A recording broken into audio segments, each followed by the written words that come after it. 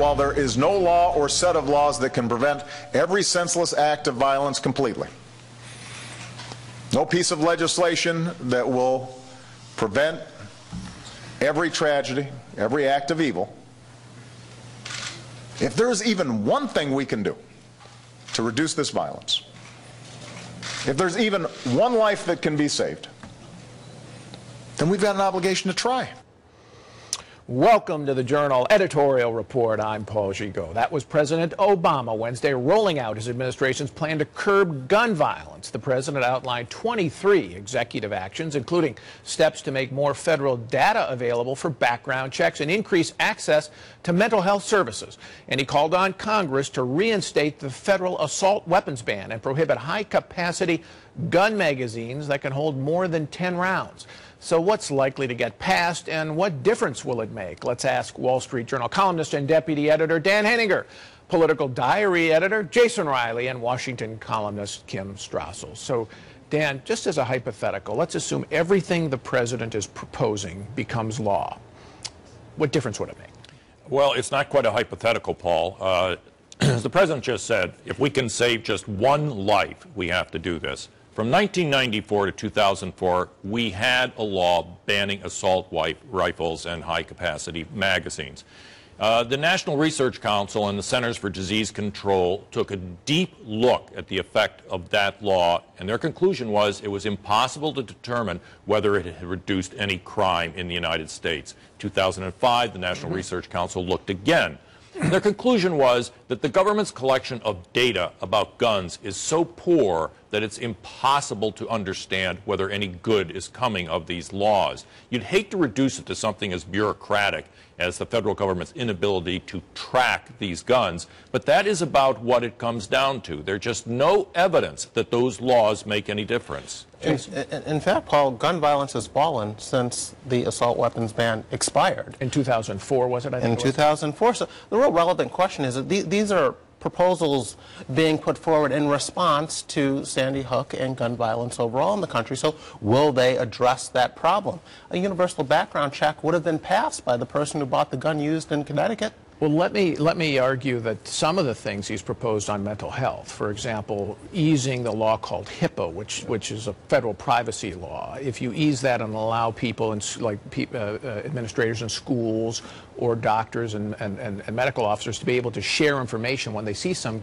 kid who seems to be troubled and identify him and maybe push him into assisted treatment, that kind of thing would help, seems to me. It would definitely help. I mean, that side of it is the piece that we haven't really had much of a conversation about. It's almost like an afterthought the president offered it, but it may be the most effective. But the Newtown events, the Virginia techs, that's sort of the killing in the theaters in Colorado by these violently mentally ill people, really is not related to gun control. It's about what you're describing, which is monitoring and ensuring that those people are taking their medication. And that's what's been a weak part of the system until perhaps now. And let's also keep in mind that less than 3% of gun crimes in this country involve the assault weapons that the president wants to ban. Most of them are handguns, actually. Of course. So why isn't he proposing then to ban handguns? Well, why not? I mean, if most people who are victims of gun violence are killed by handguns, why not try to ban handguns? Because the banned guns they're illegal guns that are being used on the streets of Chicago and New York to commit gang crimes. It's also unconstitutional. Right. Clearly, there is a Second Amendment there, right? Yeah. That was found in 2008 in the law, the Heller case, which expressly involved handguns and guns in common use as individual right. Put it. Now, assault weapons are also in many places in common use. These so-called, I mean, there are 2 million of them in circulation. Kim, I mean, so this may not actually stand up to court scrutiny if it passed. Right. Everything actually about this particular gun debate, which is the first one we're having in a decade, has to be seen in the light that Heller is now the law of the land in the Supreme Court. What the gun control community calls assault weapons are viewed by most people as semi-automatics. The particular ones that they banned happen to look a little bit more scary than other semi-automatics. But as you said, there are millions of these in circulation, and the burden upon the gun control crowd will be to explain why some of them should still be okay to be out there and others not. And that's a hard case to make in light of Heller. Kim, let's move on to the politics of this. You've been very skeptical that anything like the assault weapons ban is going to pass. Why?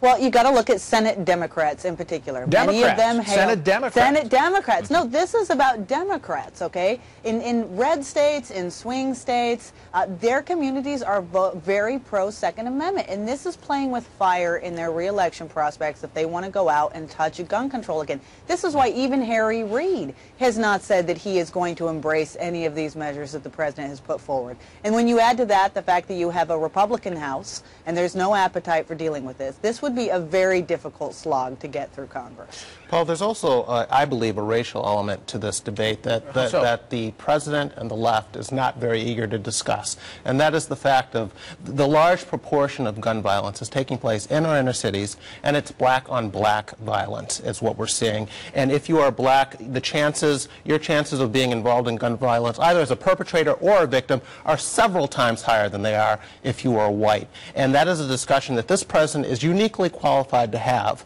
but does not want to have, and neither does the left, who likes to complain that we don't want to have discussions about race in this country. There's one element of the politics here, Dan, that is new, and that is Michael Bloomberg, the mayor of New York, independently wealthy, is planning, willing, and has shown it in the past election, but maybe even more so this next time, to put literally tens of millions of dollars on behalf of gun control against candidates. Couldn't this actually challenge the National Rifle Association, its influence?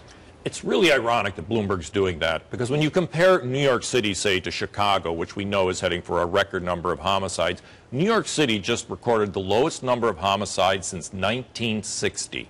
That's about effective policing by the New York City Police Department. If Mike Bloomberg would put his money into creating more effective police departments in cities like Chicago and San Francisco and St. Louis, I think that would be better spent money. Okay, but I will say that I think this is a real challenge. His money is a real challenge for the NRA's political clout. We're going to see who wins. Still ahead.